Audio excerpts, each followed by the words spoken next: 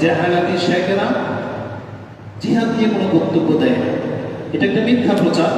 কিন্তু তারপরেও আমাদের যত বক্তব্য হয় তার মধ্যে জিহাদের আলোচনা খুব কম হয়, এটাই সত্য। তবে আমাদের শেখ যারা আছেন তারা জিহাদ নিয়ে কেন আলোচনা করে না? কারণ জিহাদ করবে কারা?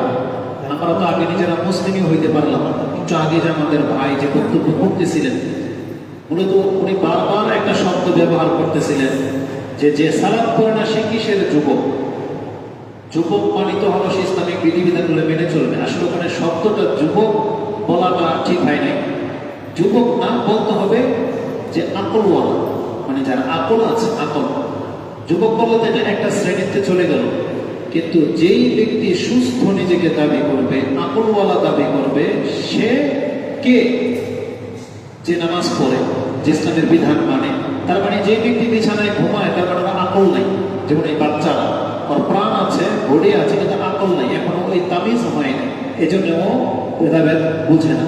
তো আমাদের মধ্যে যারা ইবাদত করেন না, তার মানে এগুলো সব বেআক্কেল, মানে বেআকল, মানে আকল নাই। এদেরকে আল্লাহ নির্বোধ বলেছেন। কোরআনে এই শব্দ আছে সুফাহা। সুফাহা মানে হচ্ছে নির্বোধ। যেমন সুফাহা যারা সূরা বাকারাতে আছে, যে আমি যখন বলি তোমরা ঈমান আনো যেইভাবে তারা ঈমান এনেছে, তখন এই মুনাফিক টাইপের লোকেরা বলে আনুমিনু কামা আমানা সুফাহা, নির্বোধরা যেভাবে ঈমান এনেছে আমরা ওইভাবে ঈমান আনবো। তার মানে আল্লাহ বলছেন ওরা হলো নির্বোধ। যারা ধর্মকর্ম করে না, যারা পাঁচ ওয়াক্ত সালাত আদায় করে তারা নির্বোধ না। যারা আল্লাহ হালাল হারাম মেনে চলে তারা নির্বোধ না, বরং নির্বোধ হলো তারা যারা ঈমান আনলো না বা আমল করে না। আল্লাহ তাকে সুফাহা বলেছেন, মানে এরাই হলো বেআক্কেল। তো তার ভাষাটা এটা হওয়া উচিত ছিল, মানে শুধু যুবক তো একটা ক্রাইটেরিয়া বা একটা এক শ্রেণীর মানুষের উপরে পড়ে গেছে। এখানে মূল হবে আকলওয়ালা বা আকলহীন, সুস্থ এবং পাগল। এরা হচ্ছে পাগল। আর যারা সুস্থ সে মসজিদে আসবে, ইবাদত করবে। তো আল্লাহ সুবহানাহু ওয়া তাআলা কোন থেকে এখানে চলে গেলাম? হারাম মাস। জি, হারাম মাস হচ্ছে জিহাদ থেকে ওখানে চলে গেছে। তা আমরা জিহাদ ভুলে গেছি। তা আমাদের শেখেরা জিহাদ নিয়ে কেন বক্তব্য করে না? যে নামাজই পড়ে না, ওকে নিয়ে আমি কোন জিহাদ করবো? আগে মুসলিম হইতে হবে। তো আল্লাহ সুবহানাহু ওয়া তাআলা একটা বিধান রেখেছেন জিহাদ করা, যেটা আমাদের সালাফরা করেছেন। আমাদের অন্তরে জিহাদের তামান্না থাকতে হবে। কারণ রাসূল সাল্লাল্লাহু আলাইহি ওয়াসাল্লাম বলেছেন, যেই ব্যক্তি অন্তরে জিহাদের ইচ্ছাটুকু নাই, তার মৃত্যুটা মুনাফিকের মৃত্যু হইতে পারে, জাহিলিয়াতের মৃত্যু হইতে পারে। কিন্তু অন্তর অন্তত জিহাদের তামান্না থাকতে হবে। এই ইচ্ছাটা প্রত্যেকটা মুসলিমের থাকতে হবে। তো মুসলিমদের জন্য আল্লাহ সুবহানাহু ওয়া তাআলা যেমন জিহাদের ব্যবস্থা রেখেছেন, তেমনি আল্লাহ সুবহানাহু ওয়া তাআলার একটা নিয়ম হলো হারাম মাস শুরু হয়ে গেলে তখন আপনি আর অস্ত্র ধরতে পারবেন না। জিহাদ মুসলিমদের পক্ষ থেকে শুরু করতে পারবেন না। সেই চারটা মাস হচ্ছে জিলকাদ, জিলহজ, মুহররম আর রজব। এটা এই চারটা রাসূলুল্লাহ সাল্লাল্লাহু আলাইহি ওয়াসাল্লাম উল্লেখ করেছেন। তাহলে বর্তমানে যে মাসটা চলতেছে এটা হচ্ছে হারাম মাস, মানে জিলকাদ মাস হচ্ছে হারাম মাস।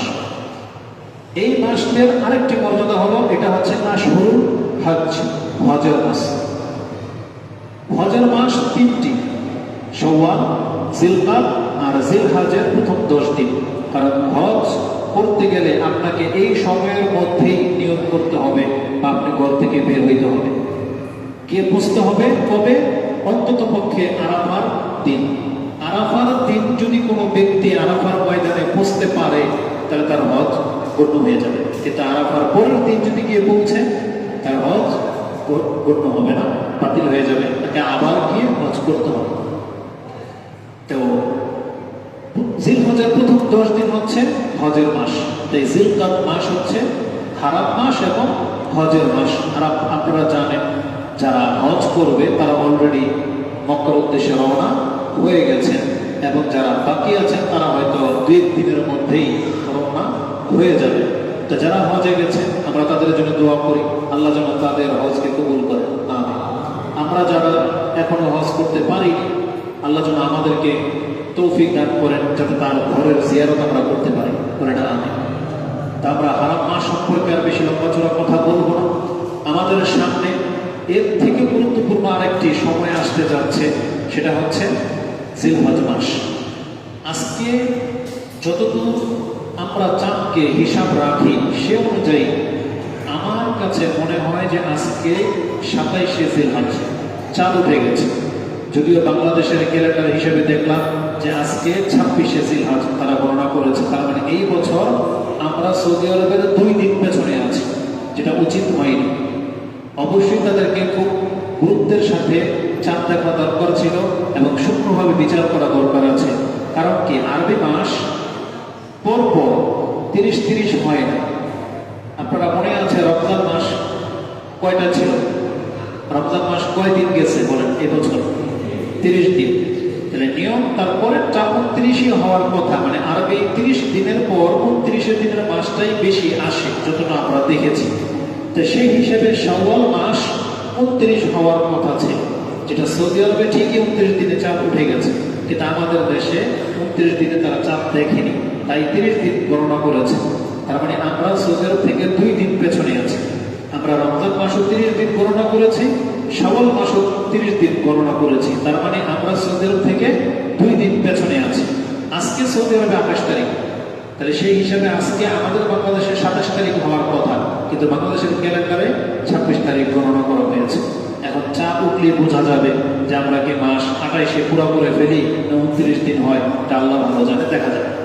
তার মানে আজকে যদি 27শে জিলহজ হয়ে থাকে, তার মানে আজকে কিন্তু জুমার দিন শুরু হয়ে গেছে, জানেন তো এটা?